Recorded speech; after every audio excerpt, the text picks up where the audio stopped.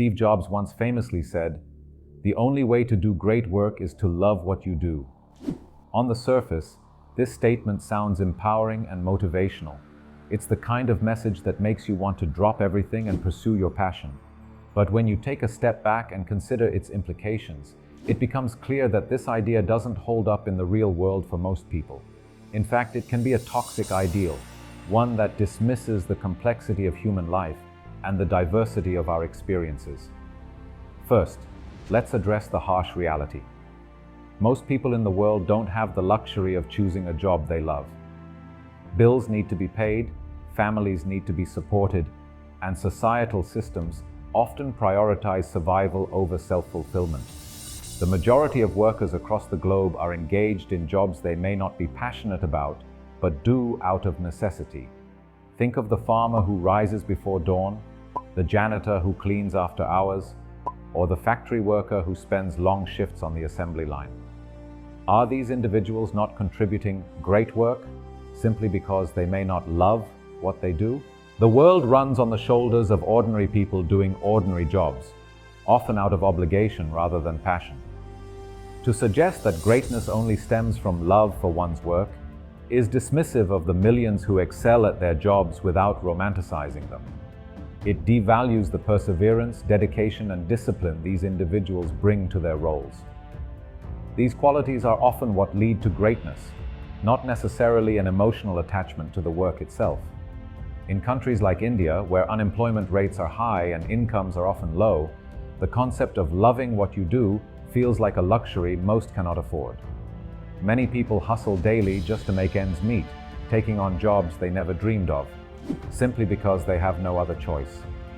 From delivery workers navigating chaotic traffic to small business owners struggling to keep their shops open, the focus isn't on loving the job, but on surviving and supporting their families. Despite this, their contributions are invaluable, and their resilience speaks volumes about human strength and adaptability. To dismiss their efforts because they don't fit a narrow definition of great work is deeply unfair. Moreover, this idea perpetuates a dangerous narrative that if you're not head over heels in love with your work, you're doomed to mediocrity.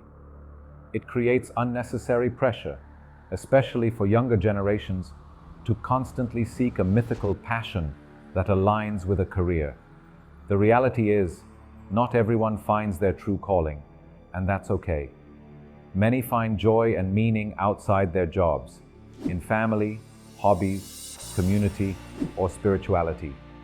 Reducing one's life's value to their professional output is not only narrow-minded but deeply unfair.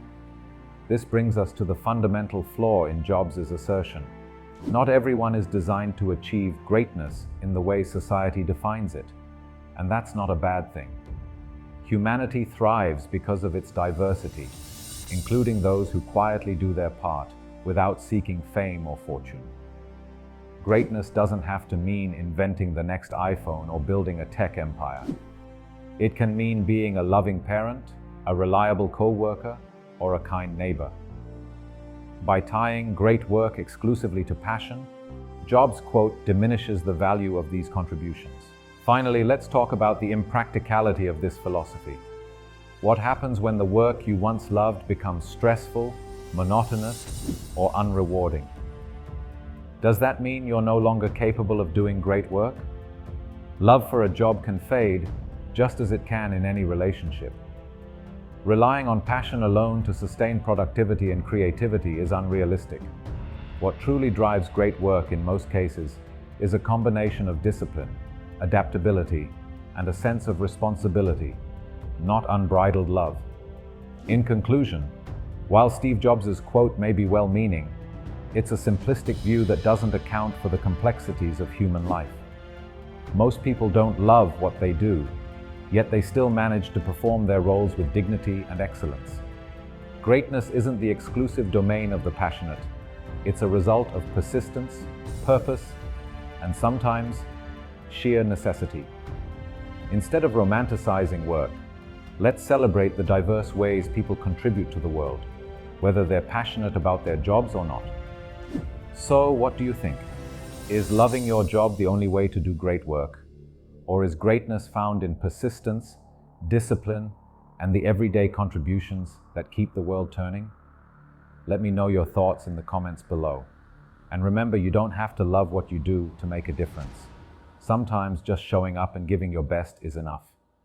Thanks for watching, and I'll see you in the next one. Keep questioning, keep growing. Your work is going to fill a large part of your life, and the only way to be truly satisfied is to do what you believe is great work. And the only way to do great work is to love what you do. If you haven't found it yet, keep looking and don't settle. As with all matters of the heart, you'll know when you find it. And like any great relationship, it just gets better and better as the years roll on. So keep looking, don't settle.